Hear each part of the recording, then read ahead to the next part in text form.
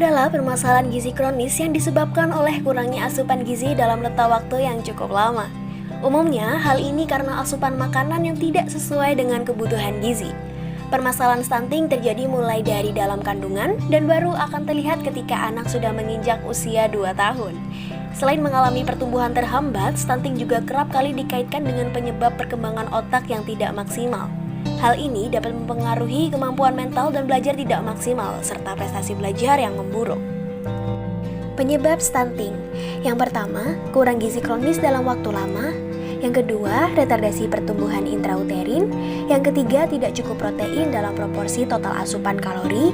Yang keempat, perubahan hormon yang dipicu oleh stres. Yang kelima, sering menderita infeksi di awal kehidupan seorang anak. Tanda-tanda stunting. Yang pertama, anak berbadan lebih pendek untuk anak seusianya. Yang kedua, proporsi tubuh cenderung normal tetapi anak tampak lebih muda atau kecil untuk usianya. Yang ketiga, berat badan rendah untuk anak seusianya. Dan yang keempat, pertumbuhan tulang tertunda. Cara mengatasi stunting. Yang pertama, memenuhi kebutuhan gizi sejak hamil.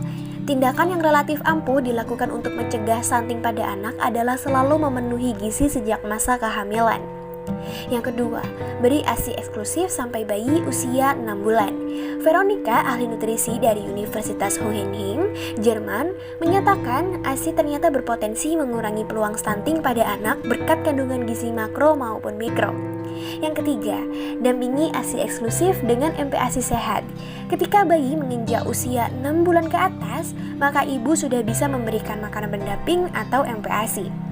Yang keempat, terus memantau tumbuh kembang anak. Orang tua perlu terus memantau tumbuh kembang anak mereka, terutama dari tinggi dan berat badan anak. Yang kelima, selalu jaga kebersihan lingkungan. Seperti yang diketahui, anak-anak sangat rentan akan serangan penyakit, terutama kalau lingkungan sekitar mereka kotor. Obesitas.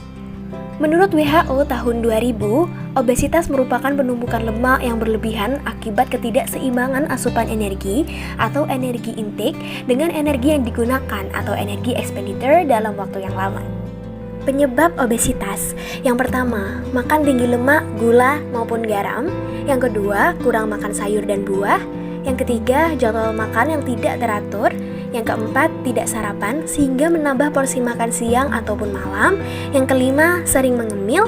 Dan yang keenam, pengolahan makanan menggunakan banyak minyak, santan kental, dan banyak gula. Faktor risiko obesitas. Yang pertama, genetik atau faktor keturunan. Selain itu, obesitas diakibatkan oleh pola makan dan gaya hidup yang serupa dengan lingkungannya.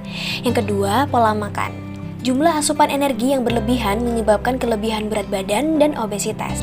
Yang ketiga, pola hidup yang tidak sehat seperti merokok maupun mengonsumsi alkohol. Yang keempat, pola aktivitas fisik sedentary atau kurang gerak menyebabkan energi yang dikeluarkan tidak maksimal sehingga meningkatkan resiko obesitas. Yang kelima, psikis. Makanan menjadi pelarian ketika seseorang mengalami tekanan psikologi. Dan yang keenam, obat-obatan tertentu seperti kortikosteroid dan kontrasepsi oral. Cara mengatasi obesitas. Yang pertama, konsumsi sayur dan buah-buahan minimal 5 porsi setiap harinya. Yang kedua, membatasi tidur yang berlebihan. Yang ketiga, meningkatkan aktivitas fisik minimal 30 menit setiap hari. Lakukan secara teratur 3-5 kali per minggu, kemudian lakukan penyesuaian setelah beberapa minggu.